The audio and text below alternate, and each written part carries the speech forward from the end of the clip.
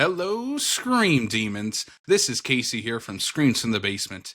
If you haven't heard, Screams from the Basement is covering Fantastic Fest 2025 remotely right here from the basement, and that will include filmmaker interviews and film reviews the entire week of the festival. Be on the lookout for daily episodes in your podcast feeds and check out screensfromthebasement.com for written reviews on the films being screened. This episode's guest is Sean Cisterna, the writer-director behind the heartwarming documentary Silver Screamers. Silver Screamers follows Cisterna on a filmmaking journey as he sets out to make a horror short by recruiting senior citizens in key film roles, none of whom have ever been on a film set before. Sean and Sam had a wonderful chat speaking about the filmmaking process of making movies with first-time filmmakers, what that meant to him and his crew, and what he hopes people take away from the documentary Silver Screamers. So, without further ado, here is Sam from Screams from the Basement talking with writer-director Sean Cisterna about Silver Screamers. Enjoy. Welcome, listeners, to the Screams from the Basement podcast. I am your host, Sam. I am here today with a very special guest. On the lead up to the Fantastic Fest premiere of his movie Silver Screamers, I have writer-director Sean Cisterna in studio with me. Welcome to the show, Sean. Welcome to the basement. Yeah. So, Sean, you're getting ready for Silver Screamers to be premiering at Fantastic Fest. Can you tell us what Silver Screamers is and how that idea came about?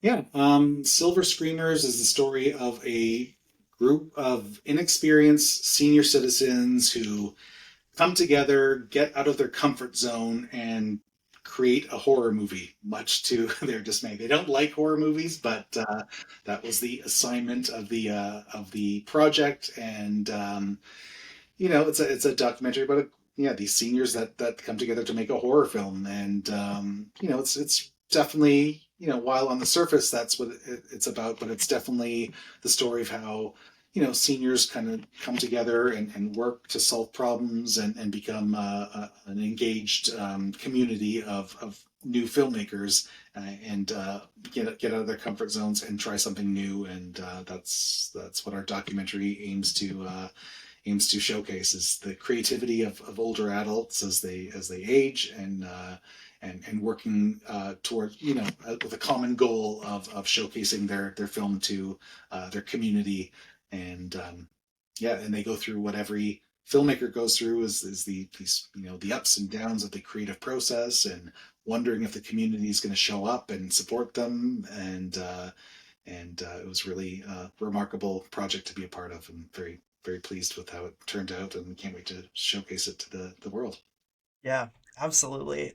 This is a movie that very much feels true to the filmmaking experience as someone who's been on film sets but is still pretty novice. I felt for a lot of these seniors stepping into these roles and having no experience, because that's really the only way you get experience on film sets, is just to go do it. Um, you're making a movie within this movie with a bunch of first-time crew members. What challenges were there in both, you're directing and writing The Rug, but you're also directing and writing Silver Screamers at the same time? What was it like making that movie and documenting it all at the same time? Well, it was born out of frustration, for sure. If you're a filmmaker, applying for funding is one of the things that you have to do as an independent. Like, the money has to come from somewhere, and where funds are often oversubscribed, and we get a lot of rejections along the way. And so, when I wanted to set out to make this short horror story called The Rug, by author Ado Van Belkom, I've been thinking about doing it for a long time. And The Rug centers around a senior protagonist, and thought, if I'm gonna make a film that stars a senior, what would it be like to have a group of seniors as our film crew as well at the same time? So At one point, serendipitously, a flyer came across in my mail, and I read it. It was called the New Horizons for Seniors program, a program like looking for funding applicants. And so, it's a fund meant to get seniors off their couch and stimulate them by being part of community events. And so I took that fund. It's not a filmmaking fund by any means, but I kind of spun it to work for a film production.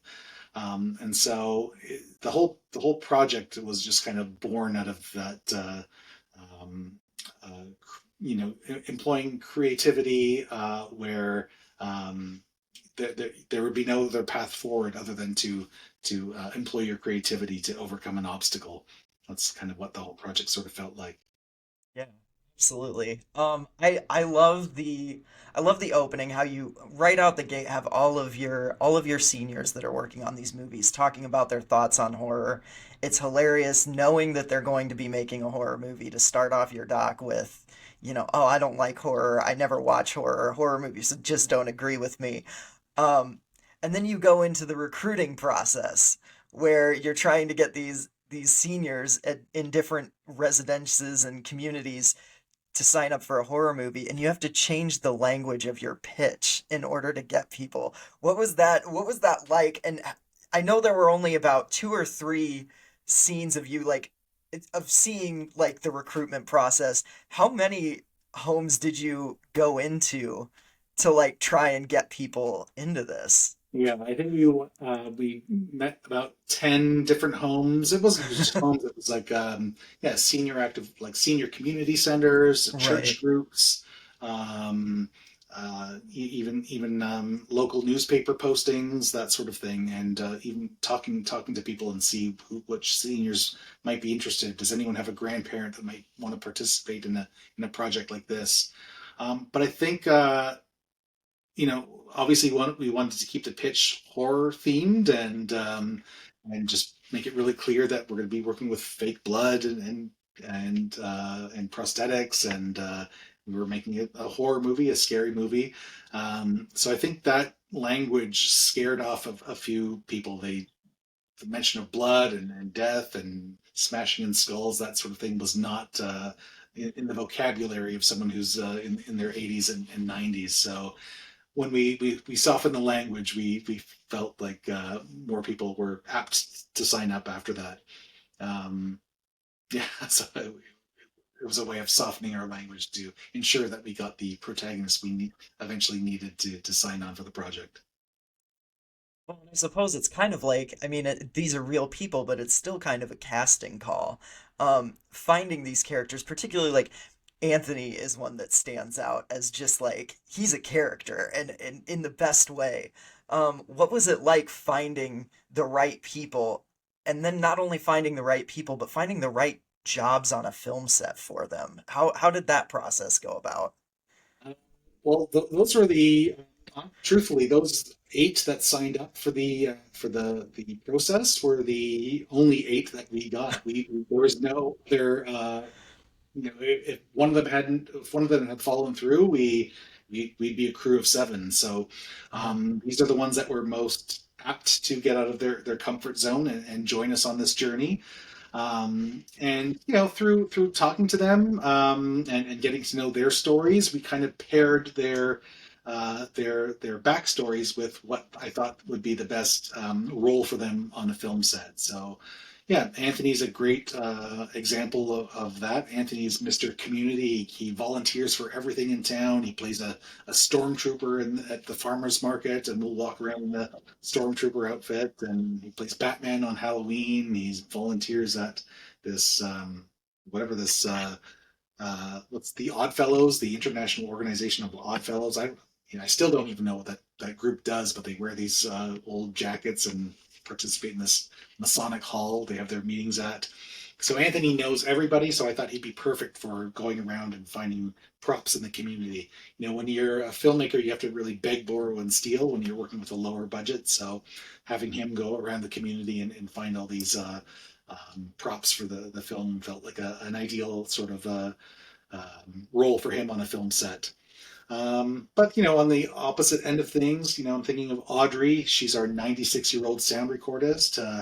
With a bit of difficulty hearing, but I thought, maybe she'd be uh, overcome some personal obstacles by being our sound recordist. We gave her nice headphones, and she was able to sit and be comfortable and monitor the sound and learn how to operate a sound recording device. And to witness people overcoming their obstacles is pretty special as well. Makes for a Yeah. good film. Yeah, I mean your AD was kind of like that too, where she was kind of struggling at first, and then towards the like you could kind of see her getting more comfortable with the role, and I just love that. Like I think that that's something that even if you're not a senior citizen thinking about going into filmmaking, like this movie is very inspiring in the fact that you can step into a role, and maybe if you feel like you're in over your head a little bit, as you can feel on a film set from time to time. Um, there's a way to like get through that and get more comfortable with it over time. Yeah.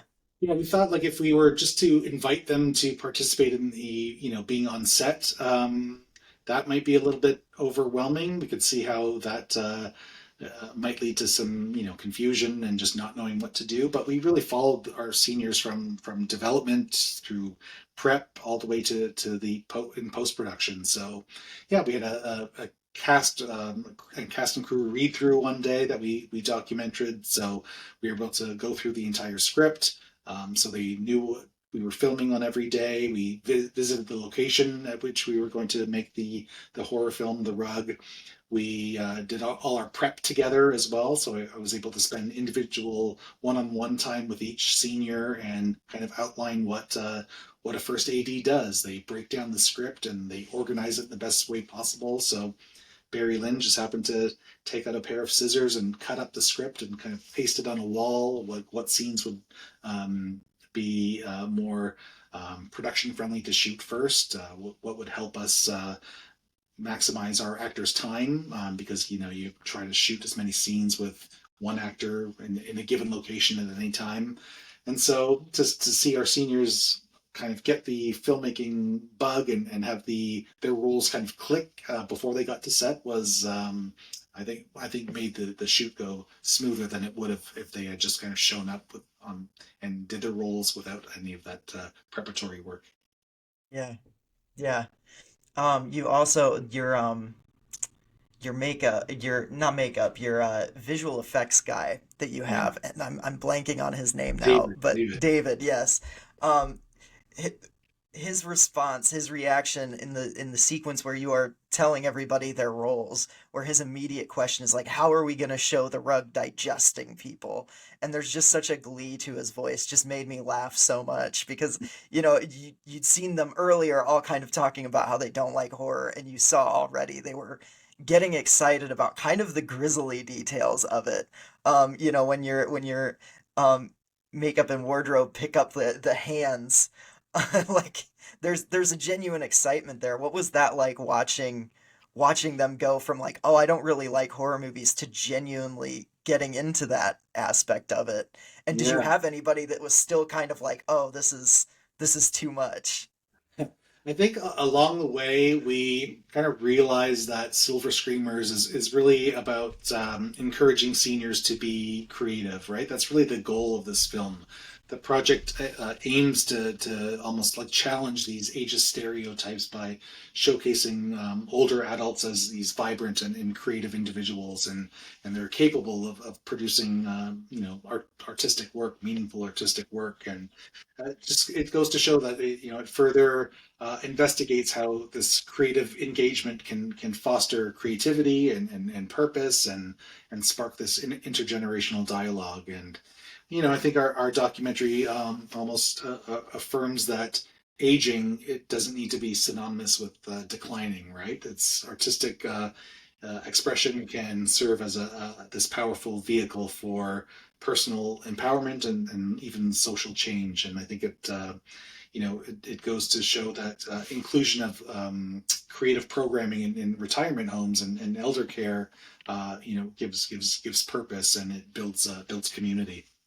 Yeah, absolutely. I really loved your conversation with Audrey where you were telling her, like Clint Eastwood, he's I can't even remember, 90 something, and he's Yeah, still, making movies. And that kind of felt like the thesis of this whole thing is like you can yeah, still do this even now. Like it doesn't, you don't have to slow down. I like if I can get a little personal, I lost my grandfather a couple months ago. Like, and he was a person who was very active up until he couldn't be. And like there was a lot of just like emotion that came from that. You have one of your subjects is doing this because she lost her husband and she just yeah, wants something to do. She wants a purpose moving forward. And I don't know, that really moved me in between the kind of funniness and the humor of making a movie because like filmmaking is funny. Whether you're making a comedy or not, there's just always humor that arises on set, right?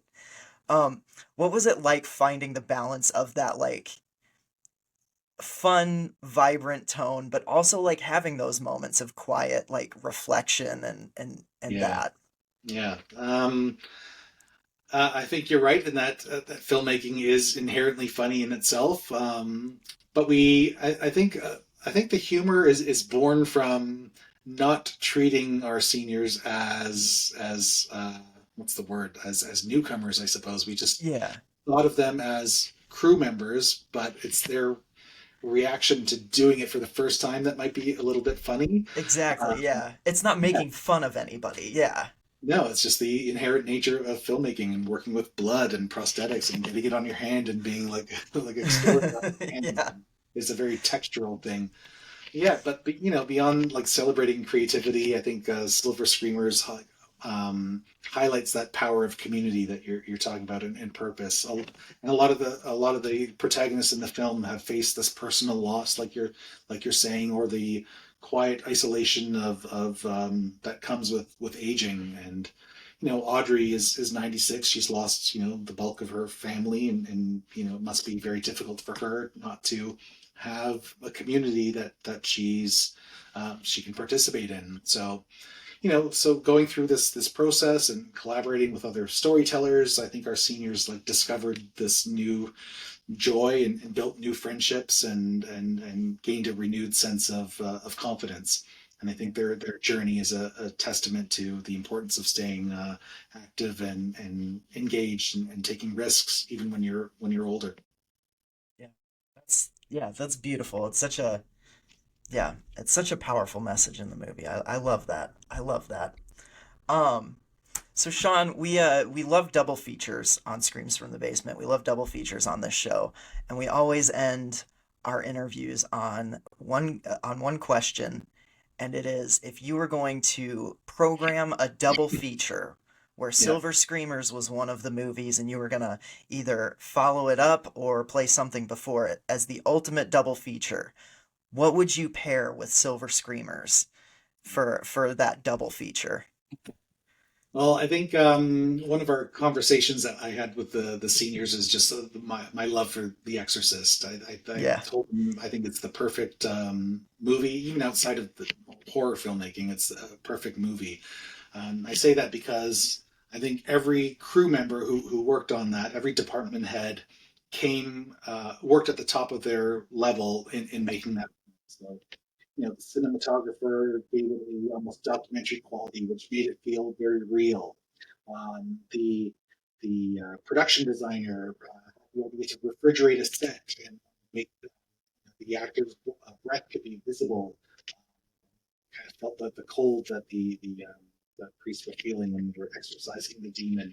The sound team modified voices and recreated using another voice. Mercedes McCambridge did the voice of the demon. So all the departments kind of came together to work at the top of their game and create this very powerful film. And I think that will always be a shining example of what creativity can yield when people come together to work on a project. So yeah, I recall telling them that when we were in a post-production studio, and I just wanted them to hear the sounds of the Exorcist, and we watched a bit of the film, and just I saw them turn away, and they couldn't quite look at it, and we were just trying to play it for the sound, but they just reacted to it in a way that was quite entertaining. Yeah, that's probably one of my favorite parts of the movie, honestly. It's so good. That and the Foley work sequence that you Yeah. guys have at the end. I didn't want to get too far into that, but yeah, that was fun too. So awesome. Well, Sean, congrats on the movie. Every movie's a miracle. That's what we say on this show. Like we loved Silver Screamers. The Rug is so fun. Where it's Silver Screeners is premiering at Fantastic Fest. After that, is there any kind of release plan, or where can people seek out this movie if they can't quite see it at Fantastic Fest? Yeah, we'll be at multiple festivals across North America, some of which haven't been announced yet, but we'll be heading to Halifax after this, then Calgary, then Strasbourg in Europe. We'll be in New York City, then Naples, Florida, then Celluloid Screams in the UK. I think one of our unique distribution ideas is to, we're going to have a theatrical release, but we also want to screen in retirement homes across the country as well.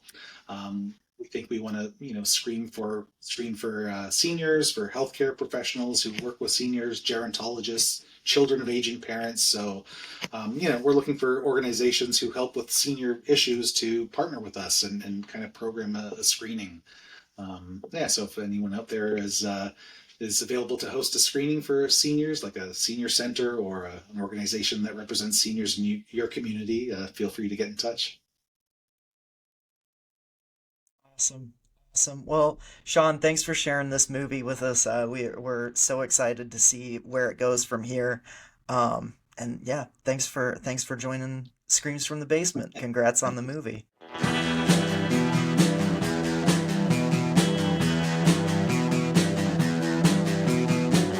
You're listening to the Prescribed Films Podcast Network, home to hundreds of hours of free podcast entertainment.